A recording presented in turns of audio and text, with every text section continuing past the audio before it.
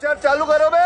और हमारे गृह मंत्री महोदय श्री अमित शाह जी के नाक के नीचे पूरा मणिपुर जल गया, दिल्ली में दंगे हुए, पहलगाम में हमला हुआ और आज भी वे उसी पद पर बैठे हैं। क्यों? अध्यक्ष महोदय, बमबारी से अखबारों के हेडलाइन बनते हैं, मगर कहानी सुरक्षा में की चूक में भी है। आज देश खोखले भाषण नहीं सुनना चाहता, देश जवाब चाहता है, तसल्ली चाहता है कि सच उससे छिपाया नहीं जाएगा। देश जानना चाहता है कि उस दिन अप्रैल 22, 2025 को क्या हुआ और क्यों हुआ। आप तो खुद अपनी पीठ थपथपाने में लगे रहते हैं। सेना, देश, संसद से सच छुपाते हैं। ऑपरेशन सिंदूर जब शुरू हुआ, हम सब ने समर्थन किया, सब एकजुट होकर खड़े हो गए इस देश के लिए। दोबारा होगा, दोबारा खड़े हो जाएंगे।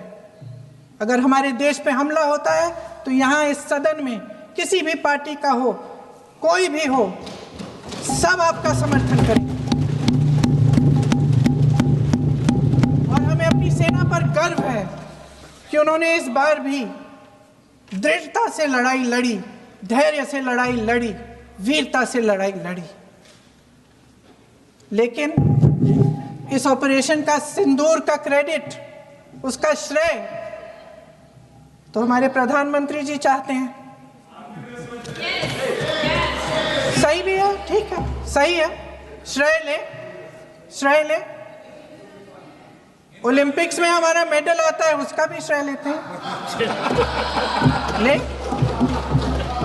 लेकिन सिर्फ श्रेय लेने से नहीं होता नेतृत्व, जिम्मेदारी भी लेनी पड़ती है।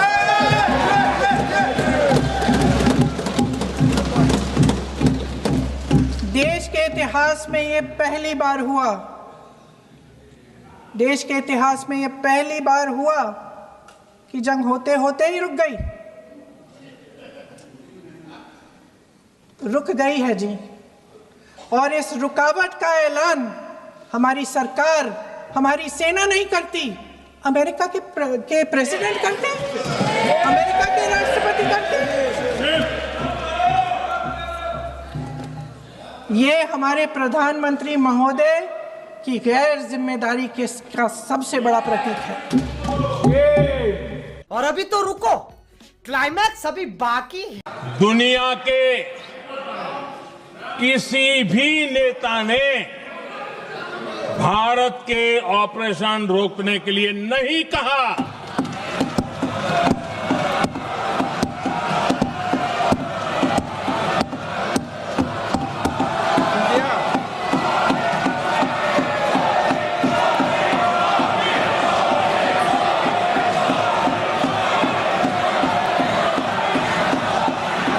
उसी दौरान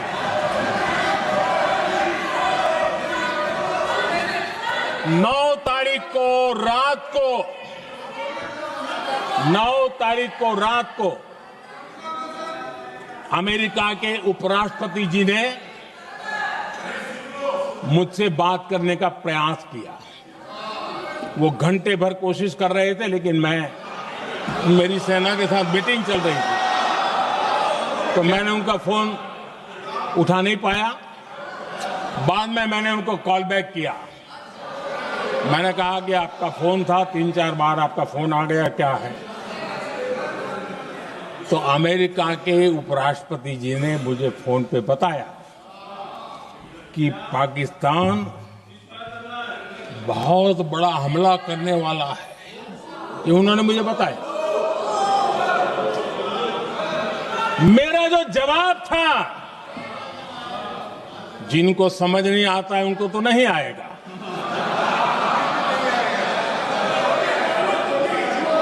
मेरा जवाब था अगर पाकिस्तान का ये इरादा है तो उसे बहुत महंगा पड़ेगा। ये मैंने अमेरिका के उपराष्ट्रपति को कहा।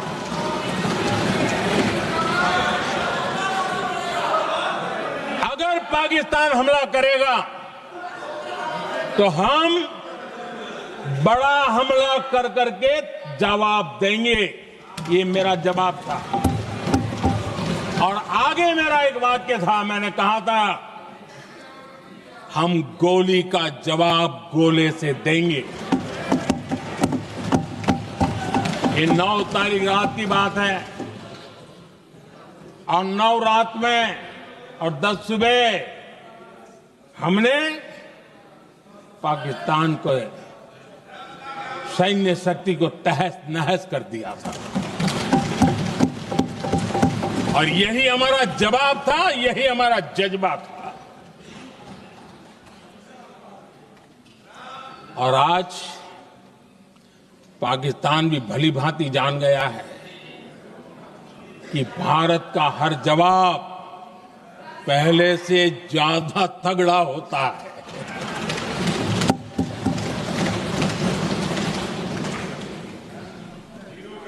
उसे यह भी पता है कि अगर भविष्य में नौबत आई तो भारत आगे कुछ भी कर सकता है।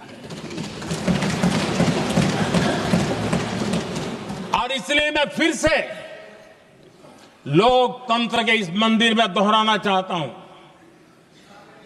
ऑपरेशन सिंदूर जारी है।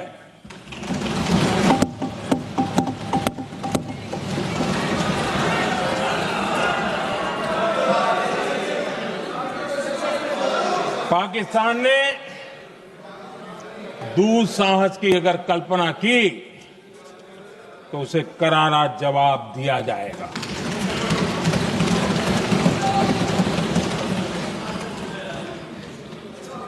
आदरणीय अध्यक्ष जी, आज का भारत आत्मविश्वास से भरा हुआ है।